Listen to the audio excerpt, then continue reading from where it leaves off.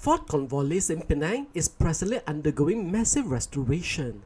This will only be completed and open to the public next year in July 2025, but I was privileged to be given an exclusive tour of the fort ahead of its opening. To give you an in-depth glimpse into the restoration, I am doing this series of videos where we are taken around by the restoration experts from Ting City. And now on to the video.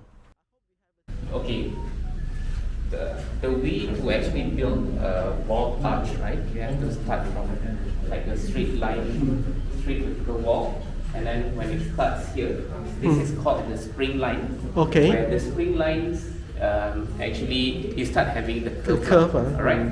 So if you see how the Japanese actually built it, this was actually rebuilt by the Japanese with the bricks, and then at some point they started with the cement concrete, because when they want to rebuild it, they have to rebuild it in a manner that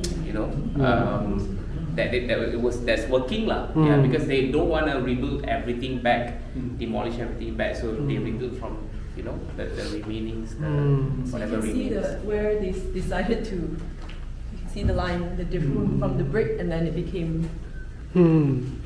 Yeah. Okay. I think these 3 or 4 and warehouses are the ones that was referred to as the warehouse. I see. Yeah, the one that rebuilt by the Japanese. Yeah. Could be. Because this was because it is actually very I think quite obvious, and this is what we're trying to. Okay, just to show how the Japanese building is, right? And if you see the ones in concrete, those are actually rebuilt by the Japanese. So during after the bombing, what remained was actually just this, and all of these were actually gone by the bombing lah. Yeah. But the ones in the middle were totally rebuilt by the Japanese using the cement concrete lah. And that is one of the reasons our treatment for the room 5 in terms of the flooring and everything will be. It's different from the.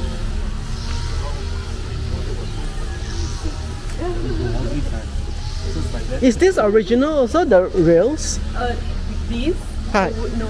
The wood is not. How about the rails? The rail is. All of this were actually, it's not like originally found here. Oh, okay. It was brought here just to show how it was. Okay, I get it. But the Okay. track, this is original. Yeah. This is original. The track This is original. And when we placed the timber sleepers and everything, also we followed the original what do you call it? Placement. Yeah. Placement, Yeah. okay. Like if you go further down, you can see where it would have continued, but we reinstated this part to show that. So at one time, that wall was breached. The wall of the fort was breached so that this rail can go right through. No, it will go out through the. It doesn't cut through this. It goes out through the main door. It cuts through here. I see. This side. Yeah. Oh, Cuts to that okay. side. Okay. So this was rebuilt. This was rebuilt. Okay. This I can't remember the year, but it used to be open. This whole side. What year was it? I remember. Not so long. I mean, like quite a long time ago. In the 19. Something. Yeah. Something. Okay. Sorry. Metal thing Oh. in every one of it. What is it? This is the what do you call the chamber to place all the utilities. Utility chamber, yes. Utility chamber runs. This metal. Oh, this is just the manhole to open and then remove Pull it and then- open, yeah. Oh, okay. If not, it's hard to. because, No way to So make it up. that's not original. But of course, it's not- Oh, okay, okay. And like, of course, this drain cover is not original. So. Yeah. So this is room 5. Yes, this is room 5. So you can okay. see even the flooring, everything done by the concrete. is concrete. Yeah. So it's raised up. Remember what we saw in room 4 where the floor was all broken up and damaged from the bombing? So the entire room 5 was damaged because the bomb landed here, right? So this underneath this floor is what you saw in room 4, like all. Yeah. Yeah. So I would say this was the height, but a little higher of course when we first came. You see, and you can actually see the the window level is actually The window level is actually the same in each room, but because this floor is higher, this feels much lower. You mean now it's presently higher, right now? Right now it's presently. Right now the floor is higher than it used to be, huh? Yes, because of underneath here is like the long floor, yes, like got the it. damaged floor. So this is just the floor that was built above it. but of course originally it was lower lah. The original level was lower. That's the boat. The road that you see. But the real tracks, as you can see there, the level of this floor is actually the same height as that. 'cause Yeah, got it. Yeah, so the trolley actually comes in here. it would stop here and then they would unload the stuff. Yeah. Okay.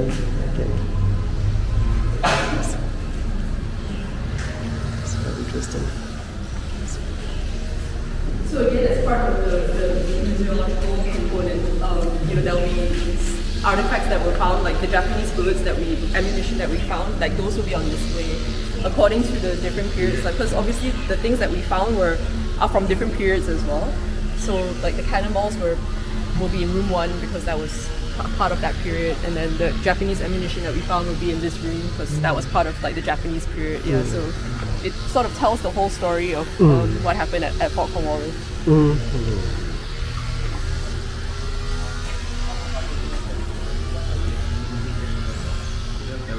Technique and all that because those cannot be.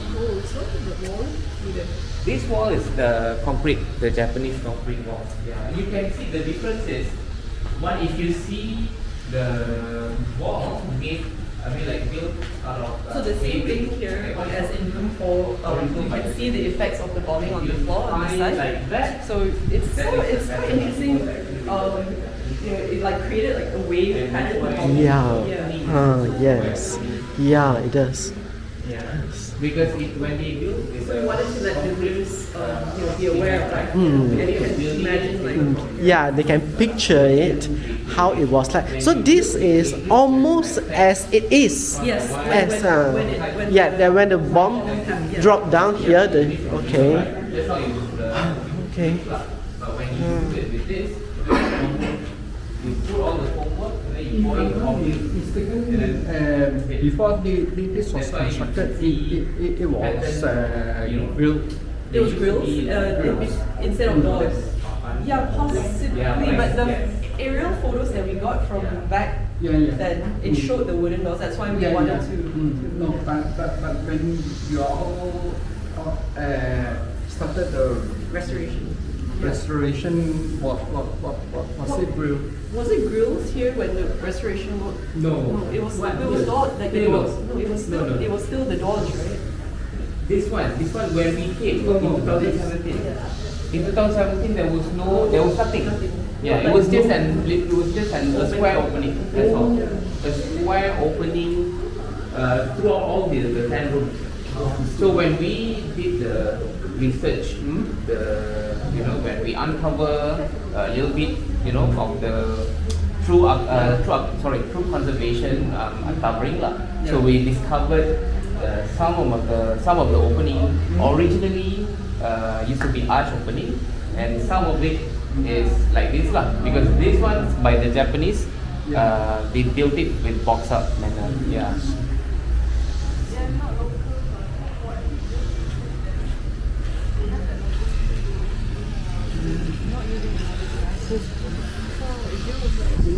Because I thought that in the 1985, when I came here to 85, I saw this real. Or maybe it was put in a later date lah. But it's not sure. Yeah.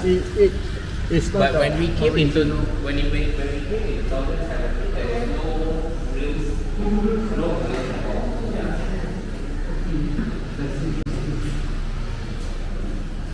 So this is the room that showcases different type of flooring techniques. that you can achieve using the traditional building material. So, and the ones in the middle here is actually the system of the flooring that you actually walk on top as of now.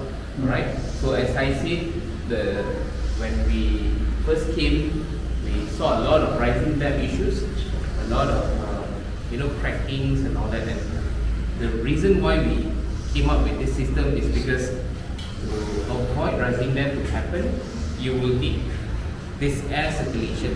Right? So this is, I would say, something that we innovated, that we learned from the traditional technique. Alright? So traditionally, the foundation of old buildings and walls, they were actually built by boulders, stone boulders with dry technique. When I say dry technique, means that they stack all the stones without any mortar in between. Right? So water can only, because water, what do you call? The water goes through porous material, right? Yeah. So those mortars, if using the lime-based material mortar, of course it's porous. So when you have the porous mortar, that is where all the water goes up through from. So when they did with the dry technique, they kind of like avoid the water to go up. So we learned from that, and then we innovated. We used this material called narrow pave. So narrow pave is actually famous, used for turf reinforcement. It's actually for padang use. Yeah. So, but it serves the same purpose, where it has the air circulation in between, so the water cannot go up. Alright? So, and then also you have all the other layers, like the geotextile, the chippings, and this is the traditional mortar. And in terms of the finishing, it really depends on how you want the finishing to be, the treatment and everything. But this is the very same treatment as you walk on top of the terrazzo, like finishing. And you can have all kind of other finishings using the same material. And it's just that it will have, of course, different techniques, different applications. As you see, the one behind me, this is called batuto. Well, it's actually the same material and technique that we used down here. Batuto is actually a term. It's an Italian term that describes a flooring that is the process of getting this batuto is actually by beating the floor. The process of by beating the floor several times to actually get the what they call the compaction and everything lah. Yeah, because back then there was no compactor or anything, right? So they kind of like just beat the floor until they get this sort of solid manner of the floor, because it's actually very solid. It's just that of course it's not meant for vehicular loading, load bearing and all that lah. But it can be done in such a way. But of course when it's done outside, in terms of the finishing, in terms of the strength and everything, it's a little bit different. Yeah. But those that you see inside here are mostly the internal finishing treatment for flooring. And this is batuto, this is Venetian flooring. Venetian flooring is a very it's an old technique, traditional technique, where it is actually also very famous. When in Malaysia they use cement to actually get this Venetian flooring, but we just want to showcase that with all these traditional building materials, you can actually achieve the same product without cement. Yeah. Actually, who do you all get to do all this? We have our expert from Aga Khan Transport Culture, Giovanni Sandro. He's not here today, but he was the one who kind of like developed all these materials, because he has experience elsewhere working with all the different techniques and all that. But it's just that when he first came in Malaysia, what he did was he spent, I think, almost So if you touch this, it's very smooth. It feels like, almost feels like stamps, right? But this was actually inlaid. It was actually carved, and different materials were actually infilled inside. Yeah, and this is actually two different materials and two different it's two different materials. Yeah, two different colors. And this is mosaic floor, and mosaic floor. What we're trying to showcase is all this marble chipping marbles, right? All these were actually salvaged. We got it from one of the local factory in Jawi, marble factory. So when we went there, right, we were like walking on thousands of pieces and shards of marbles, and that's where we realized that those can actually be turned into a product like this. Yeah, and they just give us for free. They say, you know, how many you want this thing? It's okay, it's actually rubbish to us, they said, yeah. And it's actually, these are actually the same techniques lah, where it's just that being used, we use different sizes of aggregates and different what do you call stones. We do have some marble stones in here. Alright,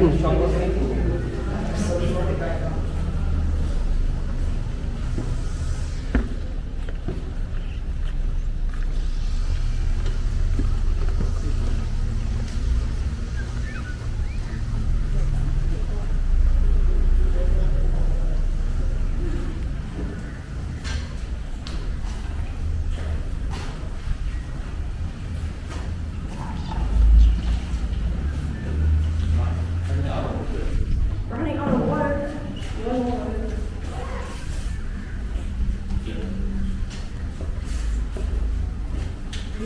As you see, these are all the materials that I was talking about. There are actually three categories of material, three different families. One is active aggregate, inactive aggregate, and the binder. Right? So traditional mortars, when it was done using two things. So aggregate and binder. Binder being the live party, and aggregate to be anything. Alright? So in terms, there are like different formulation and different type of mix when it comes to dealing with different type of issues, or probably just doing some standard flooring or plastering. Alright? So all this active aggregate, it gives slightly higher, it gives the, we call that the hydraulic properties, more hydraulic properties to the mix. And this one contributes more towards mechanical properties to the mix. And this one being the binder, it binds all the aggregates together. Alright? So all of this and this actually were actually from the clay bricks. It was from literal clay bricks. It was crushed and then sieved to different sizes of aggregate. So there's the reason being is because when you deal with different thickness, the rule of thumb when using this sort of this kind of material is different thickness of application requires different inclusion of aggregate sizes. Okay. You see, so the rule of thumb is, if let's say, okay, because this is the size of this aggregate is 2 to 5 mm, right? So if you're dealing with a plaster, let's say the thickness being 6 to 7, so the formulation is, this is going to be your biggest aggregate in that mortar mix that you're mixing. That's the rule of thumb. When you deal with, let's say, thickness of 25 mm, usually like the ones that require more than 4 layers of plaster, it will require thicker coarse plaster layers, and then you will have this sort of aggregate size in that mix. You see, so in our mode, the plaster system has 6 layers. We have 6 layers of plasters, where in total, the thickness of the 6 layer of plasters is 90 cm. Right, in total 90 cm. And commonly in heritage buildings, we have only about up to 3 layers. Commonly, I wouldn't say, sometimes also we found even more than 3, but commonly 3. And the 3 layers are made up, the thickness runs about 30 to 35 mm or something like that. Yeah. And the coarse layer starts at 13 to 15 mm. So that's where you have this being the largest aggregate, making up the first layer of plaster, and then the second layer of plaster, the third layer of plaster. So, as I said, all of these hydraulic when I say hydraulic properties, it contributes in such a way, the material itself is going to be very porous and breathable, and it becomes suitable and compatible to the original structure. So let me just show you, and I would like you to touch and feel yourself the difference. So when we first came in 2018, right, when we did some experiment, we did all this, the panels that sits on the wall. We did some tryout with some local material and inclusion of cement. All right. So when we included the cement, this is what's happened. Please touch the wall. Oh, but I will guess first before I touch the wall. The water will go inside. No, yes, this one's with cement. Oh, this one is with This cement. one is with cement. I would like you to touch and feel yourself and It's wet, huh? So this is with cement.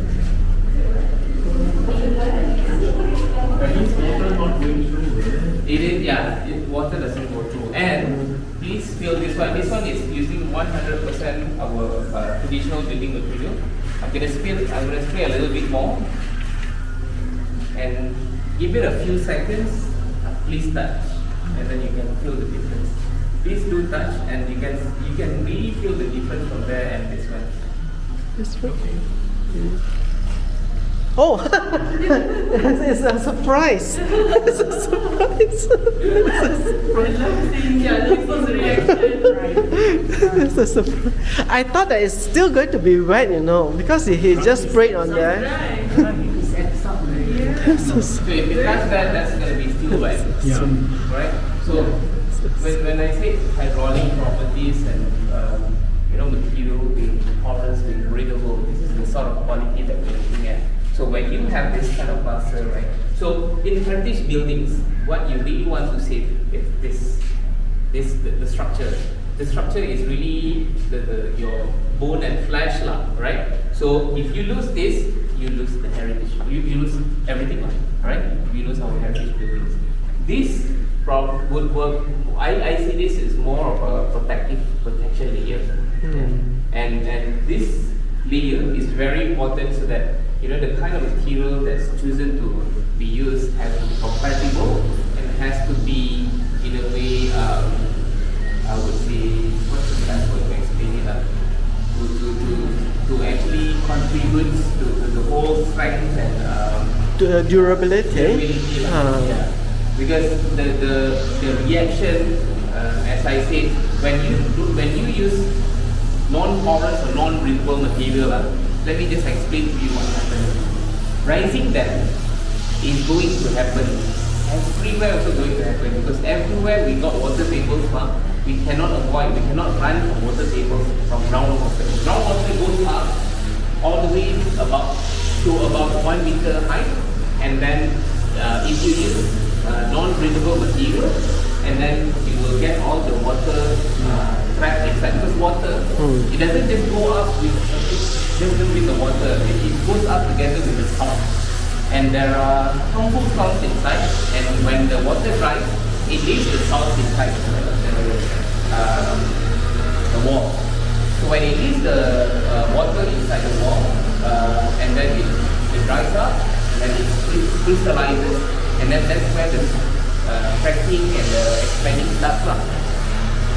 And when it starts to expand and crack, that is where all sort of problems start coming. When you have one crack, that's all the penetration of water, all sort of other problems will start coming. Yeah. It's just very hard to actually find mineral